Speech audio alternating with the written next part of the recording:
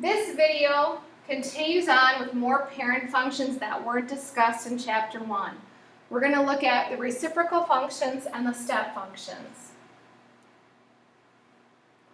To review the different common, or we call parent functions, you can look on page 55 for the more in-depth information. We have f of x equals ax plus b, that's linear. F of x equals plus or minus c, that's what we call a constant, that's that horizontal line. F of x equals x squared, that's your quadratic or parabola. F of x equals x cubed, your cubic, looks like a shape of a snake. Then we have the square root, the absolute value, your reciprocal, and your step functions. Let's look at the last couple more in detail. So f of x equals 1 over x. It's called the reciprocal function. If I evaluate this for f of x, I'm replacing in for x. So I say 1 over negative 3, which is 0.3 with a negative. Then 1 over negative 2, which is negative 1/2. 1 over negative 1, which is negative 1. 1 over 0, anything over 0 is considered undefined, does not exist. Then 1 over 1, which is 1. 1 over 2 is 1/2. 1 over 3 is 1/3. So let's go ahead and graph this. So negative 3, I'll make this negative 1, negative 2, negative 3, negative 1, negative 2, negative 3. 1, 2, 3. I'm going to stretch it out a little bit. So our first order pair, negative 3, and then negative 1/3. So that's about here. Negative 2, negative 1/2.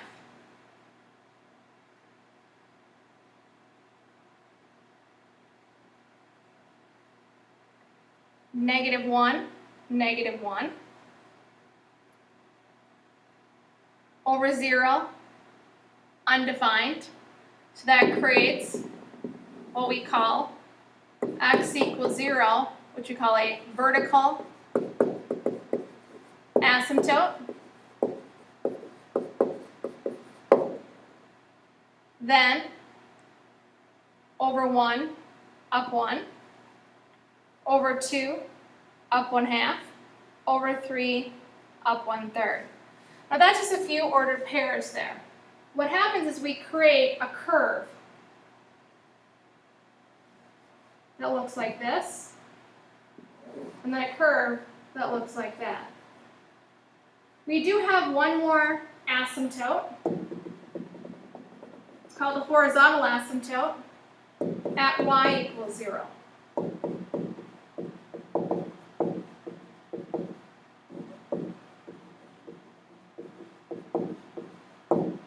The domain, what type of numbers could I plug in for x? If you notice the x-axis, there's one number that did not work. That vertical asymptote at x equals 0. So the domain is going to be everything but all reals except x can't be 0. Now let's talk the range. The range was everything. If we substitute in everything, we get it except for that one horizontal asymptote. So again, the same thing, all reals, except y cannot be 0. Next example, the only difference is now we have an 1 over x squared. So let's go ahead and evaluate it. 1 over negative 3 squared is 1 over 9. Very small number. And we have 1 over negative 2 squared, which is 1/4. 1 over negative 1 squared, which is 1. And then 1 over 0 squared. Anything over 0, undefined. Then 1 over 1 squared, 1. 1 over 2 squared, 1/4. 1 over 3 squared, 1/9. Just going to push this domain and range up.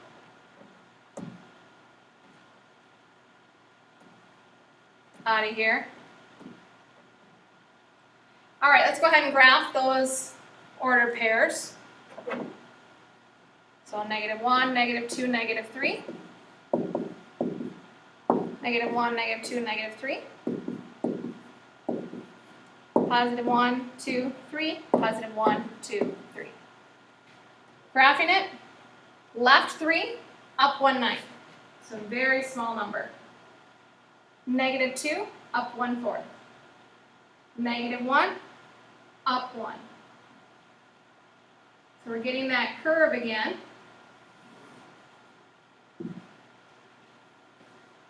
Then we have our undefined. So we have that vertical asymptote. And then over 1, up 1.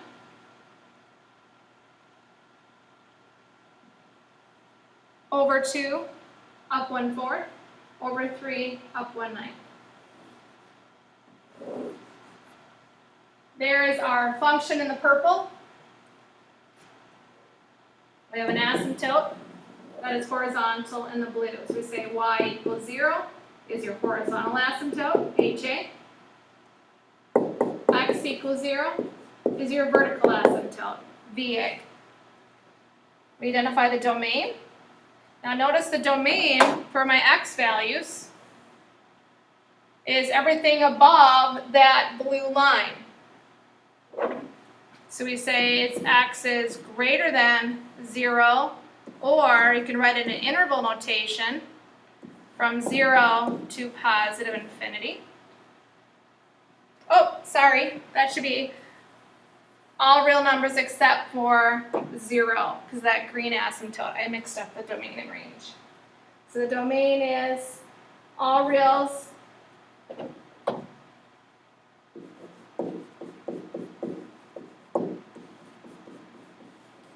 except for x can't be 0. And then the range is everything above that blue line.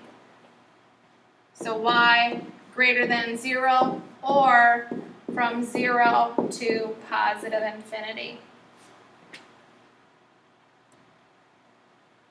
Our last example is just what is an integer that's going to go into our step functions.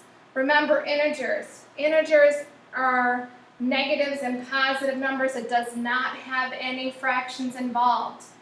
Think about the number line from your negatives to your positives. When students sometimes graph these, they mix up when it decreases -1, -2, -3. Don't need to write that slide down.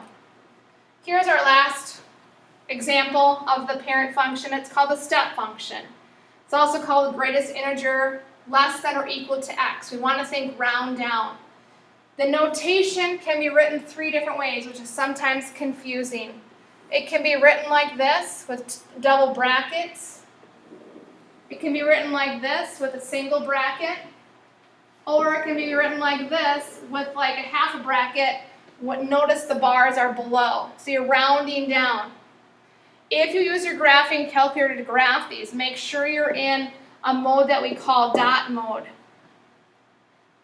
If you want to do the double brackets with the graphing calculator, you must go to math, then number, and then integer. Just a little heads up so if you want to check your answers. So let's go ahead and graph this. I've taken a little bit of time already to figure out the ordered pairs. I'd say you don't need to write down all these ordered pairs. I'll explain it to you. So think about that number line on the left-hand side, or this previous slide. If I would say 1/2 on my graph is right here, I want to round down to 0. So f of 1/2 would be 0. If I give you something like 2.5, you would round down to 2. If I gave you something like -1.5, you would round down to -2. So these are where these order pairs come from. If you evaluate the function here, if I say -3, that's fine, it's still an integer. But now in -2.5, we have to round backwards to -3. -2.1, round backwards. So if we were to go ahead and graph this, -1, -2, -3. Here's our 0, 1, 2, 3.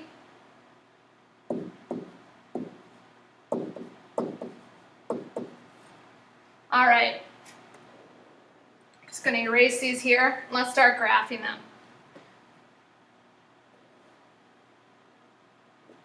So -3, -3 is fine. That's right down here.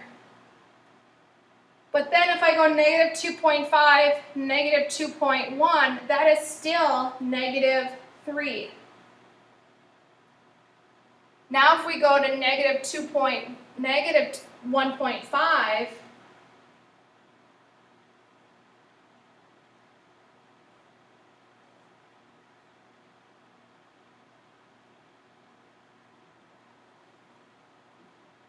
we create these little steps. There's little points in between there.